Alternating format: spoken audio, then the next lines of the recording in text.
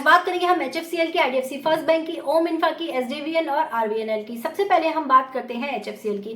HFCL ने भारत का पहला इंडिपेंडेंटली डिजाइन किया हुआ 5G fixed wireless access CPE portfolio को लॉन्च कर दिया है। CPE से मतलब है कस्टमर प्रीमाइसेस इक्विपमेंट। ये मैं आपको पहले भी जानकारी दे चुकी हूँ और इसका जो लॉन्च किया है ना कंपनी ने, डोमेस्टिक और इंटरनेशनल दोनों ही मार्केट के लिए किया है। और लेकिन अभी फिलहाल के लिए इन्होंने इसे सिर्फ इंडिया में ही इंट्रोड्यूस किया है। यही दूसरी तरफ कंपनी ने IP/MPLS राउटर्स को भी लॉन्च कर दिया है, जो कि 64 से 800 Gbps की स्पीड को सपोर्ट करेंगे। और इसको भी इन्होंने डोमेस्टिक इंटरनेशनल दोनों मार्केट के लिए किया है, लेकिन इन्होंने सिर्फ इंडिया में ही इंट्रोड्यूस किया है अभी फिलहाल में।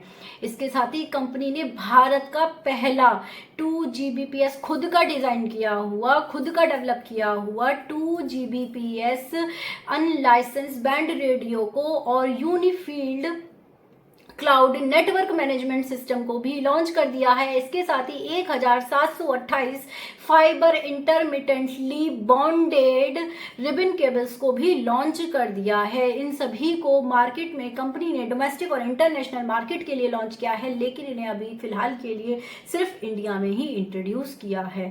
तो ये चीजें कंपनी को कहीं ना कहीं स्ट्रॉन्ग है। देखो, इन सभी प्रोडक्ट की जानकारी मैं आपको पहले ही दे चुकी हूँ डिटेल एनालिसिस की वीडियो में, कि कंपनी उन पर काम कर रही थी, उनको लॉन्च करेगी। और मैंने आपको ये भी बोला था कि यहाँ पे जो लोग शॉर्ट पोजीशन बनाना चाहते हैं वो 1.5 साल तक अपनी पोजीशन को यहाँ पर व्यू बना सकते हैं, 1.5 साल के लिए भी, क्योंकि कंपनी कुछ न्यू प्रोडक्ट को बना रही है। इसके साथ ही मैंने अभी जो हाल फिलहाल में वीडियो बनाई थी उसमें भी मैंने आपको अपडेट दिया था कि कंपनी कुछ और न्यू प्रोडक्ट पर भी काम कर रही है। तो ये कहीं ना कहीं कंपनी को स्ट्रांग बना रहे हैं फ्यूचर के लिए, और फ्यूचर में भी ये लोग बहुत कुछ करने वाले हैं। अब देखो, जैसे कि मैं पहले भी आपको बता चुकी हूँ, HFCL अपने एक्सपोर्ट के रेवेन्यू पर ज्यादा फोकस करेगी अपने मार्जिन और प्रॉफिट को बढ़ाने के लिए। तो कंपनी जो है ओवरसीज जो है अपनी अपॉर्चुनिटीज को तलाश कर रही है। ये मैं आपको पहले ही बता रही हूँ। अपने प्रोडक्ट पोर्टफोलियो को बढ़ा दिया ग्लोबल डिमांड को पूरा करने के लिए। HFCL भी, जो कि HFCL लिमिटेड की एक सब्सिडरी कंपनी है नीदरलैंड में, उसने एक नई सब्सिडरी का एस्टेब्लिशमेंट कर लिया है, HFCL कनाडा इनकॉर्पोरेशन का। तो ये कहीं ना कहीं कंपनी है ना ग्लोबल रीच को बढ़ाएगी। मतलब ये समझो आप, जो प्रोडक्ट इन्होंने अभी लॉन्च किया डोमेस्टिकली, तो अभी ये डोमेस्टिकली करें, इंटरनेशनली, तो अभी ये रीच बढ़ाने के लिए ये जो एस्टेब्लिशमेंट है ये इनको काम करेगा। तो थोड़ा पेशेंस दिखाओ इस स्टॉक के साथ। ये स्टॉक आने वाले टाइम में हमें अच्छे रिटर्न्स देगा।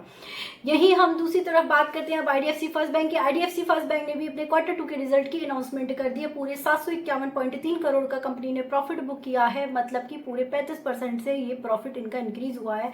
यही जो नेट इंटरेस्ट इनकम है वो भी इनकी 31.6% से इंक्रीज हुई है। डिपॉजिट कंपनी के 44% से इंक्रीज हुए हैं। और यही इनकी अगर कासा रेशो की बात करें तो वो 46.4 पे स्टैंड करता है। हालांकि इसमें कोई ज़्यादा चेंज नहीं आया, लेकिन बैंक अच्छे बिजनेस मॉडल के साथ आगे बढ़ रही है। तो एक नॉर्मल टाइम के साथ अगर आप इसको पेशेंस के साथ इस स्टॉक को होल्ड करोगे तो बेहतरीन रिटर्न आपको आने वाले टाइम में मिलेंगे, क्योंकि बैंक एक स्ट्रॉन्ग बिजनेस मॉडल के साथ काम कर रही है।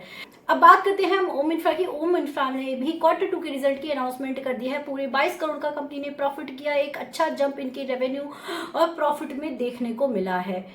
अब आपको समझना यहाँ पर ये है कि रिजल्ट में जो इनका मैक्सिमम रेवेन्यू, जो प्रॉफिट जनरेट हुआ है, वो जल जीवन मिशन से हुआ है। जल जीवन मिशन, जिसकी जानकारी मैंने आपको डिटेल एनालिसिस की वीडियो में भी दी थी।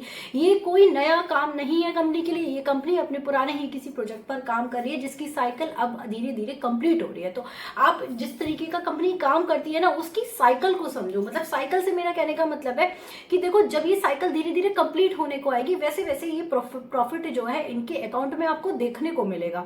तो अब ये चीज आपको समझिए, यहाँ पे नया कुछ भी नहीं है। हालांकि कंपनी ने फिर से इस बात को हाईलाइट किया है कि कंपनी के कुछ अच्छे न्यू अपकमिंग प्रोजेक्ट्स हैं।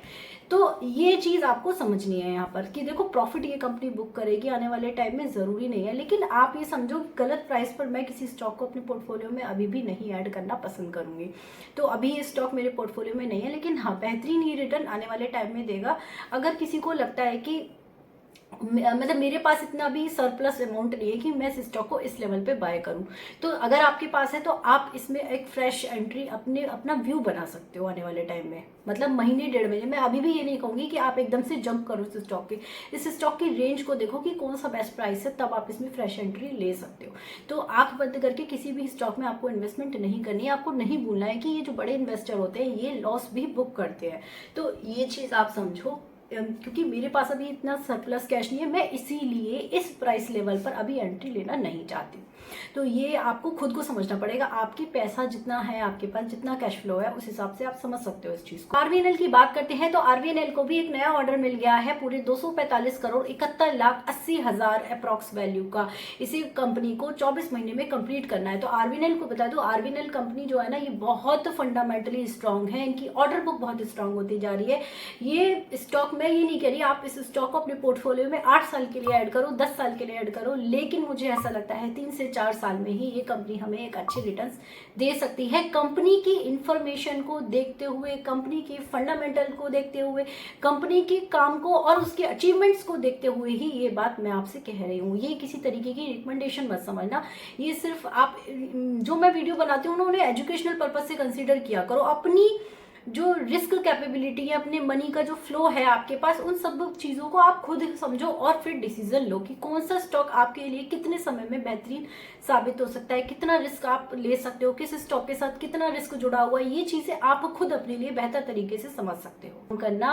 अब बात करते हैं एसजेवीएन की। तो एसजेवीएन एनर्जी लिमिटेड, जो कि एसजेवीएन लिमिटेड की ही एक सब्सिडरी कंपनी है, उसने एक एमओयू साइन किया है ओशियन सन नॉर्वे के साथ। और ये जो कोलैबोरेशन हुआ है उसका जो एम है वो ये है कि न्यू टेक्नोलॉजी को लाना ग्रीन और क्लीन एनर्जी के फील्ड में, इस एनर्जी सेक्टर में। तो अब देखो इस इंफॉर्मेशन को है ना बहुत लोग हल्के में ले रहे हैं, इसको समझ नहीं रहे हैं इसकी वैल्यू कितनी है। कंपनी को ये है ना लॉन्ग रन के लिए काफी स्ट्रांग बना रहा है, ये आपको समझना है। और इसकी ये जो इन्फॉर्मेशन है ना, देखो इन्फॉर्मेशन को सुनना काफी नहीं होता है, इन्फॉर्मेशन को रखना काफी नहीं होता है, इन्फॉर्मेशन को एनालाइज करना आगे के लिए ये बहुत जरूरी होता है। तो इसकी जो वैल्यू है ना इस इन्फॉर्मेशन की, ये मैं आपको आने वाली वीडियोस में जरूर दूंगी जब कंपनी इस तरीके से काम करेगी। अगर आपको इस इन्फॉर्मेशन को समझ में नहीं आया है तो अभी भी कह रही हूँ 2 मिनट का पीछे बैक कर लेना इस वीडियो को और फिर से इन्फॉर्मेशन को सुन लेना है एसजेवीएन के बारे में। ये कंपनी को कहीं ना कहीं आगे के लिए स्ट्रांग बना रही है। देखो इन्फॉर्मेशन को फिर से कह रही हूँ एनालाइज करना भी आपको खुद को ही सीखना पड़ेगा। आप अपने अनुभव से ही सीखोगे ये सारी चीजें। जैसे जैसे कंपनी के बारे में आप इन्फॉर्मेशन रखते जाओगे ना, सभी कंपनी के बारे में, और उसको एनालाइज करने की कोशिश करोगे, सिर्फ सुनो मत, ये मैं आपसे कहना चाहती हूँ। सिर्फ इन्फॉर्मेशन को सुनना काफी नहीं है, उसको एनालाइज करोगे तो आगे जितनी भी अपॉर्चुनिटीज आपके रास्ते में आएंगी तो उसमें आप एक बेहतर डिसीजन अपने लिए ले पाओगे, क्योंकि आपको इन्फॉर्मेशन को एनालाइज करना, साइकोलॉजी का यूज करना आपको थोड़ा सा आ जाएगा।